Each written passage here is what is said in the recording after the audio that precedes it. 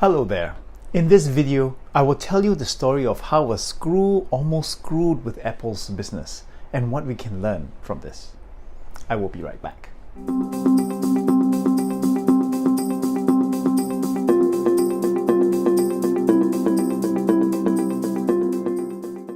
Welcome back. My name is Raymond Huan, and if you own a business, you're interested in business, or you wish to learn more about the tips and tricks on how to operate a business better, I encourage you to subscribe to my channel by clicking on the subscribe button that you see before you right now. Several years ago, Apple tried to manufacture their top-of-the-line computer, the Mac Pro, in the United States. Unfortunately for the company, they found out that a very small detail, such as having the right type of screws, would have very consequential effects on the entire manufacturing process. When Apple shifted the manufacturing of the Mac Pro from China to the United States, the manufacturing process hit a snag when Apple discovered that the suppliers that they were counting on to produce screws could not produce enough of them for their machines. These screws were unique to the Mac Pro computer, in a sense that they had to be custom made to certain specifications for it to be used. In China, Apple relied on factories that could produce vast quantities of these custom screws on very short notice. However, in the US, the company found that the local suppliers could only manufacture a limited quantity of such screws per day. This created problems, and Apple ended up ordering screws from China, resulting in delays in the production process and an impact to their bottom line.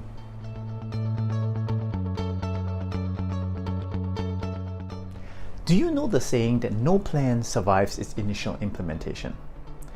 Well, what this means is that no plan ever gets implemented perfectly. That's because plans are based on assumptions or predictions. And it's normal for us human beings to miss certain details. Some details, however, no matter how tiny, can derail even the best laid out plans. The problem in this case was that Apple assumed that they could source enough materials in the United States to complete the assembly of their computers. When you plan to invest millions of dollars to set up a production line to assemble top-of-the-line Mac Pros, who would think that the availability of something so insignificant as screws might have such a major impact on the production line process? Who would even consider that such a small thing would have such a major impact? So what can we learn from this experience? I'd like to share with you 3 things that we can learn from Apple's experience. Please note that the lessons from this incident does not just only apply to moving manufacturing sites or changing suppliers. This can, in fact, be applied to anything that involves shifting or a change that you plan to have in your business.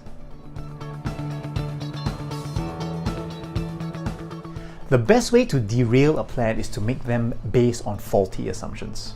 Apple did not anticipate that something as insignificant as screws can hold up a multi-million-dollar manufacturing line and cost the company just as much in lost revenue. It's important to do your research. And in one of my videos, the Bunnings lesson and what we can learn from it, I talk about how the case of faulty assumptions can make a business lose a lot of money. In fact, over $1 billion in losses.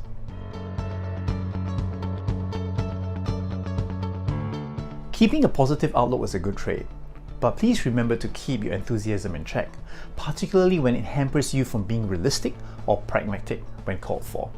I have witnessed businesses move into a new market with enthusiasm without doing the proper research and end up spending hundreds of thousands of dollars just to break even, and not even counting the internal labor costs to manage their project. I've also seen companies who have gone from one accounting package and warehousing package to another, only to go back to the original accounting and warehousing package 1 or 2 years later, much to the frustration of the business and the team of people implementing it, resulting in a loss of productivity as a result of that. In both cases, the management allowed their path of improving the business to be influenced by the enthusiasm of the market, much like Apple getting into the positive press when bringing high-end manufacturing from China back to the United States.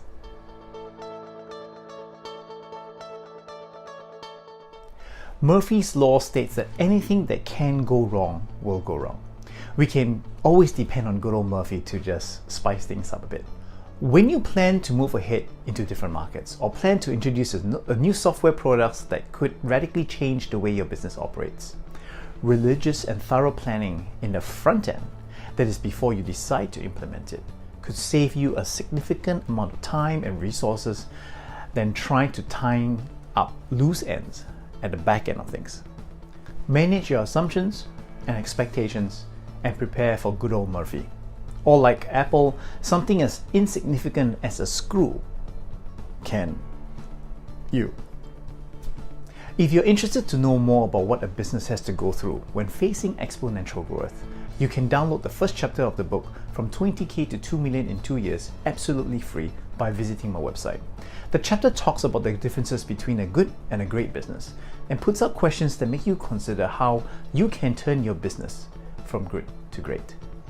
Thank you very much for watching this video, and I look forward to speaking with you again very soon.